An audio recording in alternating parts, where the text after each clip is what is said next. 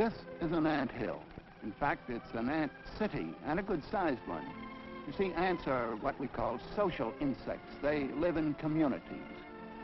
They live all over the world, above, on, and under the ground, and some of them, like this species, live in trees. But you can find them from the Arctic waste to the tropical jungles, and from the seashore to the timberline city that we're looking at is a good-sized one. It compares to, well, say, Minneapolis or Cincinnati or New Orleans. I mean, a city of 500,000 busy inhabitants. And as in most American cities, they're largely composed of workers. This is the interior of our ant city. It has main avenues and side streets and stores of different kinds.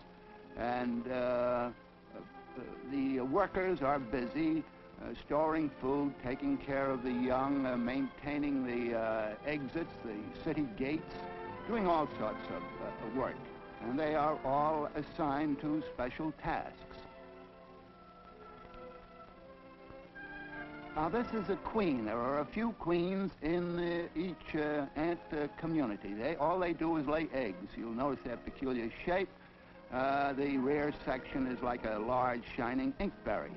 And at certain seasons of the year, there are winged males that appear. Now, the queen does nothing but lay eggs, those small, gelatinous-looking things that you see. And inside those, there develops the grub. There's a magnified set of eggs showing the grubs developing inside. These are called larvae, L-A-R-V-A. The worker ants, which are sterile females, by the way, take care of the eggs, carry them to the incubator room, so to speak, and see that they're not spoiled. Take care of them in cold weather and warm weather.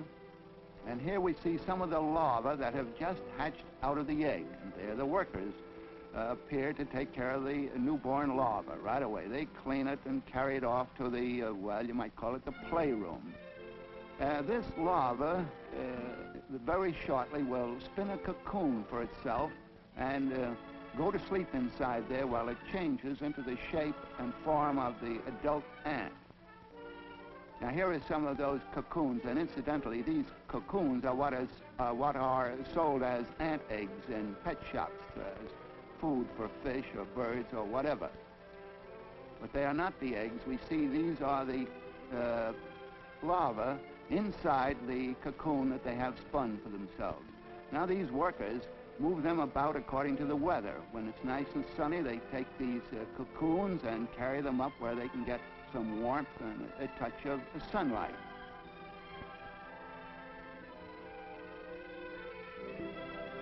When it's time for the young ant to emerge from that cocoon, the young ant works from the inside, scratching and chewing and struggling, and the workers, seeing this activity, come and help it from the outside.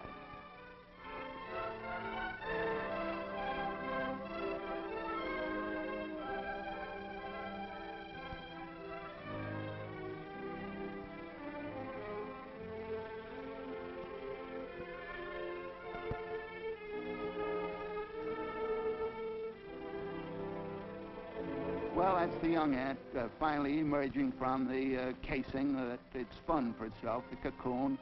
It kicks the empty casing away, and that's where another function of the working tribe comes in. They are street cleaners inside the city. They carry off all the debris, including the empty cocoon cases. As I said, at certain seasons, there are winged forms in the ant colony. The queen develops wings, and also the males appear at this season of the year only, and they are winged. Where you see one winged male appear, you know that the season is on, and there will be a lot of them shortly. Now, here are the males milling around looking for the queen to show up.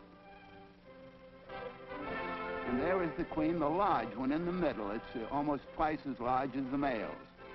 Well, the males start displaying and going into their song and dance to see if they can win the hand of the female, who leaves the nest and goes to some elevated position outside. There the males fight for her favor, and finally one groom is chosen, and they go off on their wedding trip.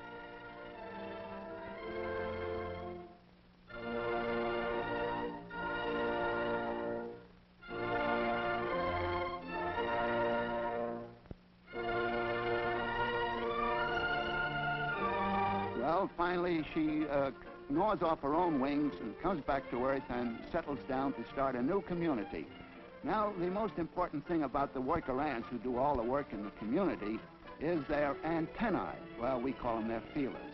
They do everything. They smell with them, feel with them, hear with them, and talk with them. Now, there's a couple exchanging some very good gossip, I suspect, telling tales out of school.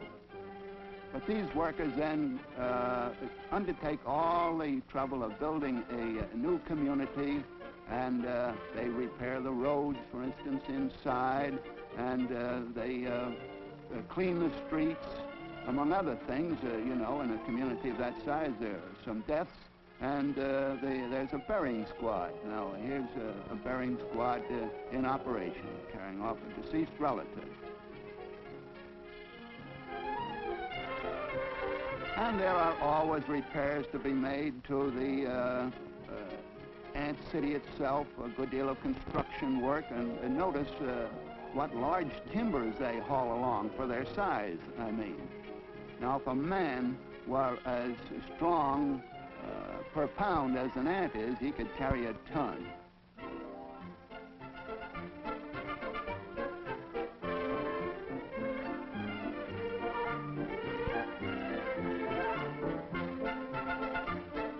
And, of course, there are the food crews, too, and the ants go out and attack caterpillars and things like that that are a good deal larger than they are themselves. Incidentally, they inject a little formic acid into their victims, and that helps to stupefy them. But when they have them, why, they gang up and carry them off like this, and when they get them to the ant city, each one has his share of the food.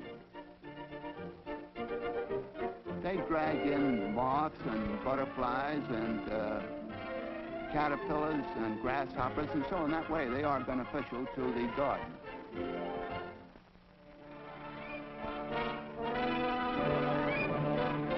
Oh, there's a storm coming up. Well, the ants knew it before I did.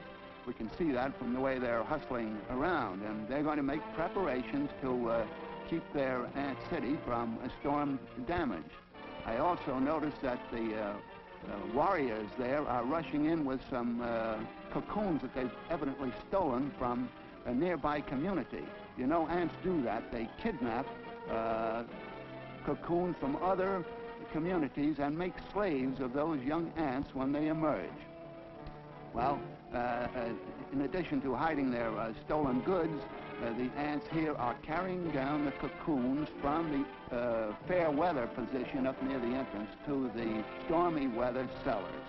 You notice that they carry those rather large cases very easily, and also pack them away with a great deal of an expert touch. Well, that's because they do it regularly. As soon as the weather changes, they start changing the position of the eggs and the cocoons inside the nest. But they do know now that a storm is coming, and they're hustling down the eggs and also the cocoons so that they will not be bothered by the weather. And when they have all that packed away, they go and bar the city gates. They close the doors up there, and then they say, "Let it rain, let it pour. We clever ants have barred the door."